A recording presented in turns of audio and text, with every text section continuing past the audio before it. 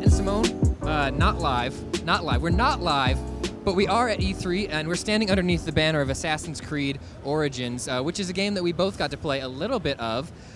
Simone, Assassin's Creed fan numero uno, what do you think of this game? So what they've done with this game is continue to streamline a lot of the controls. If you remember in Unity and Syndicate, that had a completely different free running system from other games. And this kind of scales that back a bit. So to free run, it's free running down, you don't do anything. To free run up, you just hold A on the Xbox controller, which I think part of that on. is that Egypt is a lot less vertical than London This is was. True. Yeah. So maybe the need wasn't necessarily there for it as much. Well, it's interesting that they continue to kind of change up that particular part of the series since it's so integral to Assassin's Creed. Yeah. In the portion that I played, which was, like you said, in a pretty small town, it was very easy to do the free running and climbing that I personally love to do in an Assassin's Creed game. It felt pretty natural.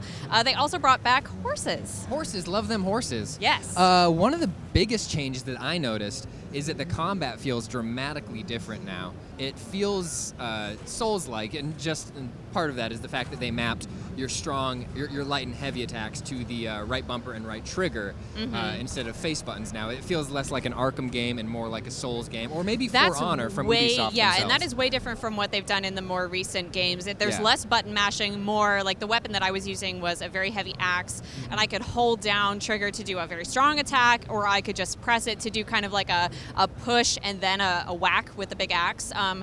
And that's an interesting complication, I guess, of the combat that I think people who enjoy complex combat will enjoy, if I can use a sentence that I would only say at the end of a day at E3.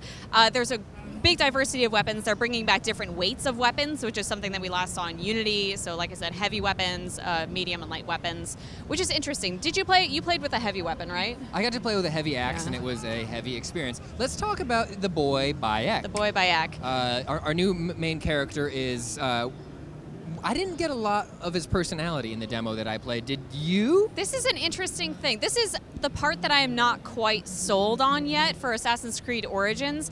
But it has also been the part that I have not been sold on with any Assassin's Creed game until it is in my hands and I'm playing it, is that he comes across as very stoic. He loves his country. He's really interested in kind of saving it from people who are wanting to plunder Egypt. Noble goal. I'm into that. But we haven't seen, I guess, a lot of what makes him tick, what drives him. And those are the parts of the Assassin's Creed characters that I enjoy the most, like seeing Ezio with his family, seeing Jacob Fry and Evie Fry together as a family. So that's kind of, for me, the part that I will be really looking for, and that will make this game click for me as a person who is invested in the story of the Assassins.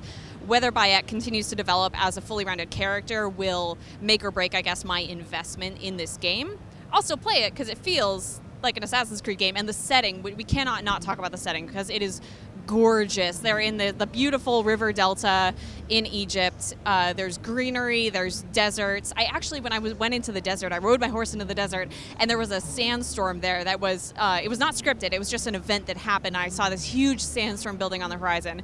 That was so cool. And sailing was actually also really freaking cool. I think the thing that's going to keep me invested is that bars go up now. It's a full-on RPG now. You are leveling up your character. You have a numerical level associated with your character. Enemies in the environment are leveled, and you're finding leveled loot as you adventure, so you can find a weapon that is, you know, obviously better than the one that you have and equip it. So it's got that gear grind in there if you're into that. And that's something that's something that happened in Unity, definitely, where there were leveled enemies. Unfortunately, the loot system in Unity was the UI was not great, and it was very complicated and kind of confusing. This has a way simplified UI. I had no trouble navigating and switching between weapons and kind of assessing which weapon was best. I'm very, very into the simplifications that they've done in the UI. Yeah. So, yeah, I'm excited. I really want to see more of it. Like I said, the story is what is gonna make or break it for me.